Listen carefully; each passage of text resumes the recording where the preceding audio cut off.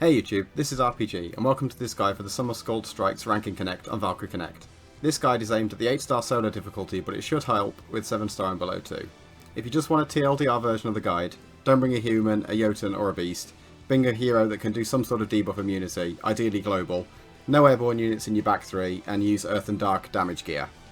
Before I go over the boss's abilities, it's worth noting that all 3 enemies in the Connect are airborne and Acer for the purpose of unit or item passives that increase damage against either of those traits.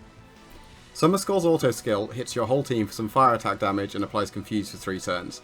She then also deals additional fire attack damage and Charm for 3 turns to the 2 units on your team with the lowest HP.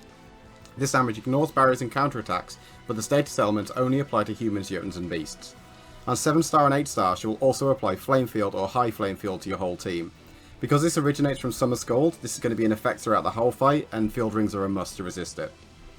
Her action skill is much less of an issue, as it just gives all 3 enemies in the Connect a barrier against fire attack and magic attack damage, which you won't be using anyway, but it will also buff their defense and magic defense by 20% for 3 turns.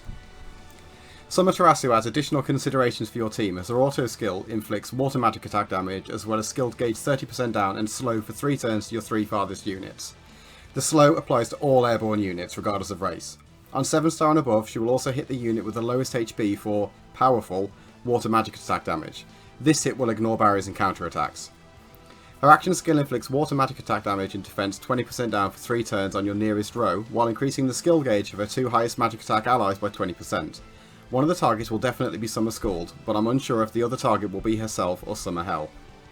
Summer Hell fortunately doesn't complicate the fight much further. Her auto skill applies Feint for 3 turns to Summer Skuld and debuffs your whole team's attack and magic attack by 30% for 3 turns. On 8-star difficulty, this will also shred your whole team's defense and magic defense by 30% for 3 turns, as well as applying a 60% damage reduction shield and Frenzy for 3 turns to Summer Skuld. Frenzy will boost Summer Skuld's damage by 50%.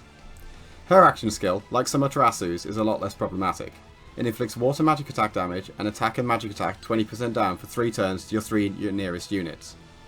If we take a quick look at the resistances of the units, our best choices here are Earth and Dark.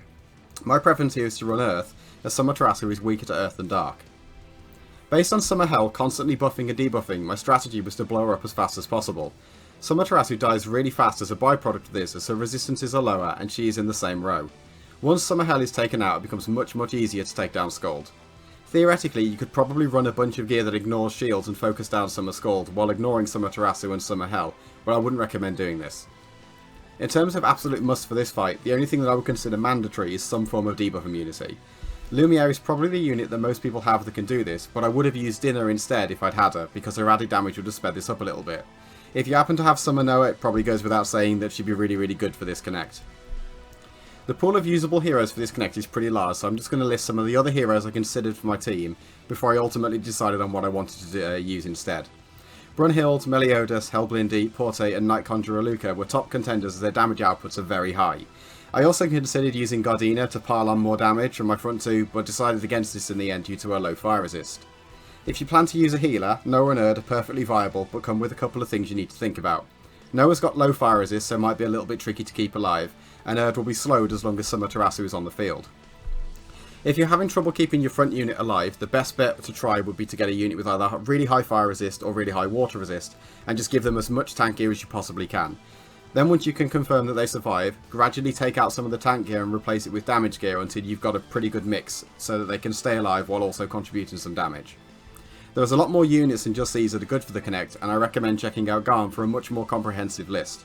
I use Garm as a point of reference at this point almost every time I build a team for any PvE content in the game, and it's an absolutely invaluable resource. There's a link going to be down in the description.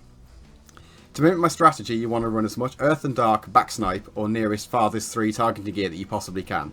Some suggestions I can give you would be items such as Gale Sickle, Famesir, and Sacred Woodblade for melee, as well as Mary's Piercing Lance, Nature Hatchets, Broken Sword, Hendrickson's Gauntlet, Blades of Betrayal, and the Genocide outfit.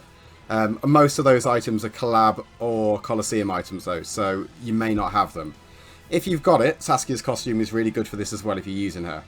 For mages, you want to run things like Herbst Rod, Elderwood Staff, Prosperity Rod, and then Magic Positron Rifle, Black Feather Staff, Blackwing Staff, and Bison's Essence. Physical rangers will want things like Wyvern Bow, Traitor's Bow, Calamity Bow, Wicked Bow, and Spinny Top.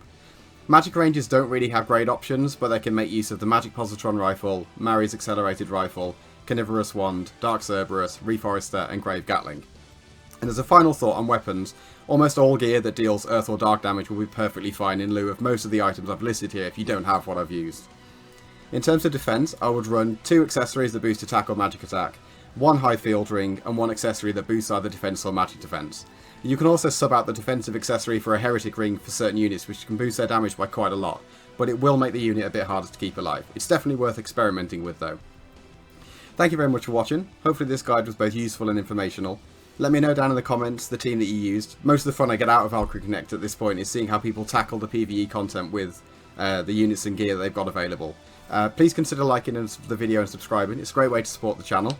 I'll probably be switching to more detailed guides for new Connect bosses going forward. But if there are older bosses that people think would benefit from having a video guide, I'll be happy to make it. Peace out, and I'll see you in the next one.